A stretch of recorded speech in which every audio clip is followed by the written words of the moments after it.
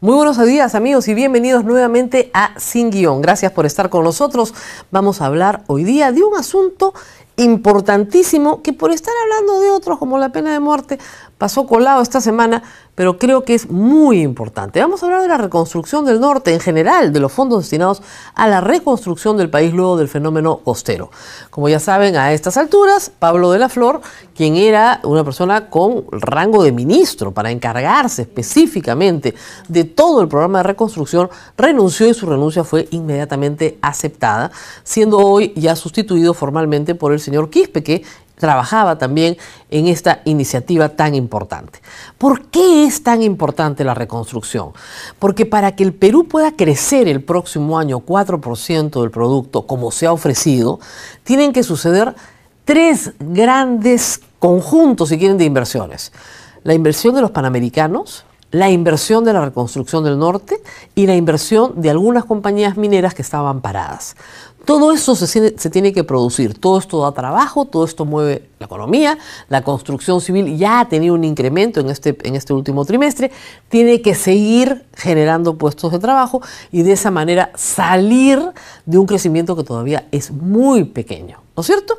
Por eso es que la reconstrucción es tan importante y por eso tiene que darse de manera acelerada. Pero hay otra razón. La otra razón es que los pueblos del norte del Perú no pueden enfrentarse a la naturaleza año tras año en las mismas circunstancias de indefensión en las que se enfrentan cada vez que la naturaleza decide hacer lo que hizo este verano. ¿Cuándo volverá a pasar? No lo sabemos, pero lo que sí sabemos es que va a volver a pasar. El río vuelve por lo suyo, la quebrada se vuelve a llenar de agua, el Huayco vuelve a caer. Por lo tanto, y teniendo en cuenta que el cambio climático está acelerando estos procesos, hay que reconstruir rápido, con cambios, como se dijo, en fin, pero rápido. Pablo de la Flor ha estado 5 meses a cargo de un presupuesto gigantesco para reconstruir y efectivamente tenía un problema de origen, que era el diseño de cómo se iba a ejecutar este dinero.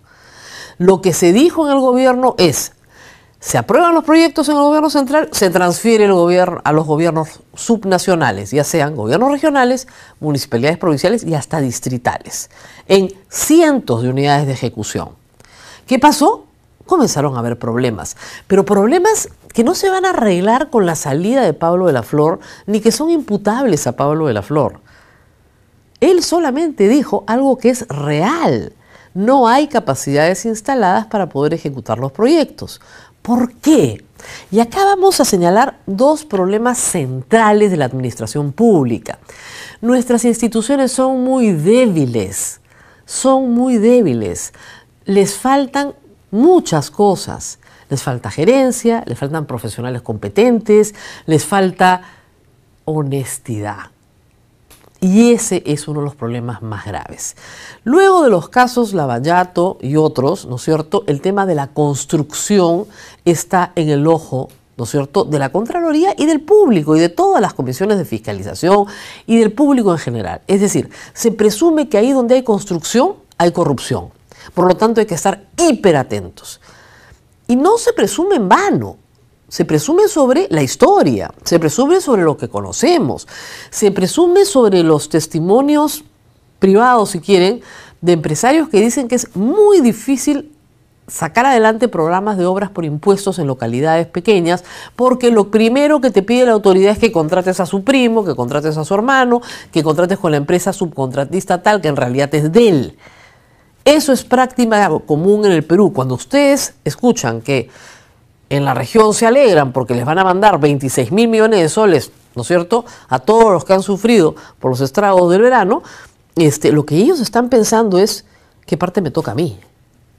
Ese es el problema de la corrupción. No cómo hacemos la obra pública en beneficio de todos, sino qué parte me toca a mí. ¿Qué voy a ganar yo? ¿Cuánto voy a recibir? Eso es corrupción. Ese fenómeno no es una invención, ese fenómeno existe y está. De otro lado, tenemos también el otro fenómeno que se llama miedo. Corrupción, miedo. ¿Miedo de quién? Del funcionario que no quiere ir preso, que no quiere firmar nada, que mientras menos firme, mejor, que no quiere conformar el comité de adjudicación, porque si se descubre después que uno de los que estaba en el comité hizo alguna trafa, él va preso. Entonces, miedo y corrupción. Pésima combinación, pésimos incentivos y en el medio una maraña de normas burocráticas creadas justamente por la Contraloría, por nuestro Sistema Nacional de Contrataciones, para que no haya corrupción y sí haya mucho miedo. Entonces, ¿cómo se puede hacer más rápido este proceso?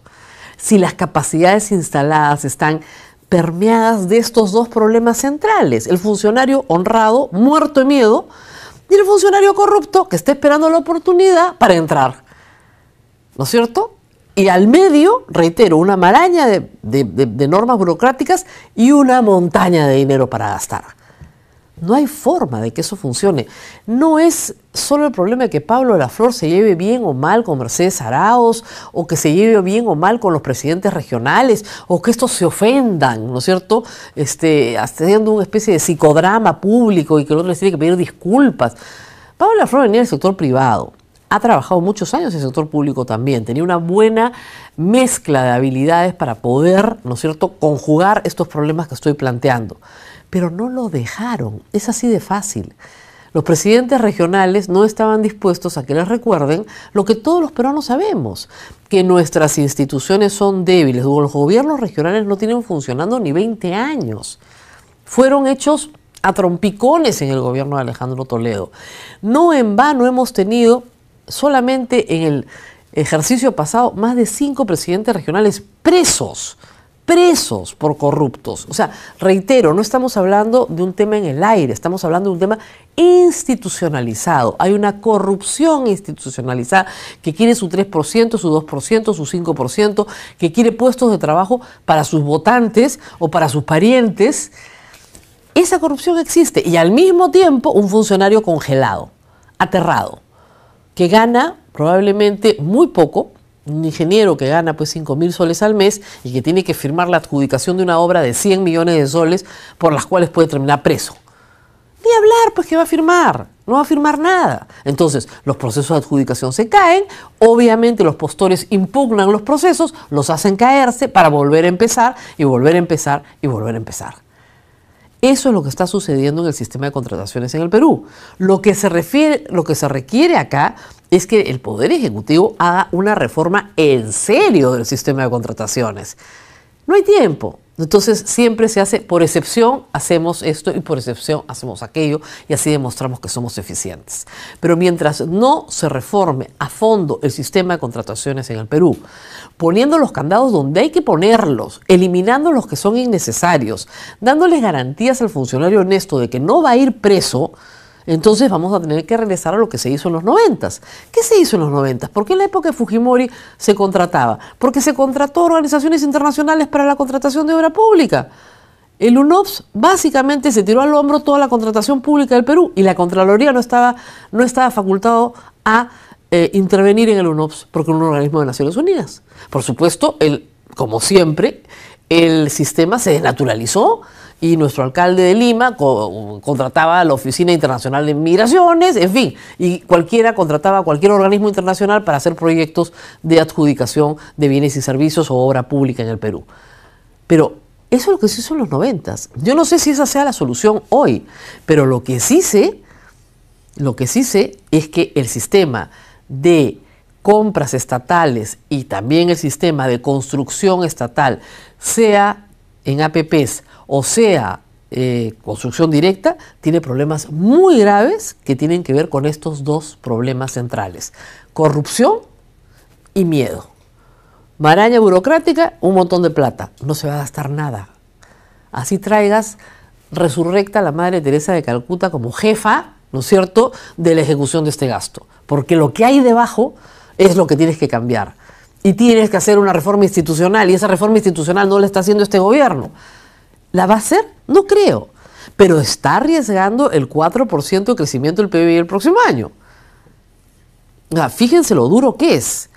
Si no resuelve el problema de contratación pública, no va a haber infraestructura. Si no va a haber infraestructura, no va a crecer el 4% del PBI como se ofrece. Los Juegos Panamericanos que se hacen en Lima tienen, por supuesto, normas especiales de ejecución. Y al hacerse en Lima es mucho más fácil porque no tienes que lidiar con el gobierno regional. Lo está haciendo el gobierno central. Pero eso no quiere decir que no se pueda trabajar con los gobiernos regionales.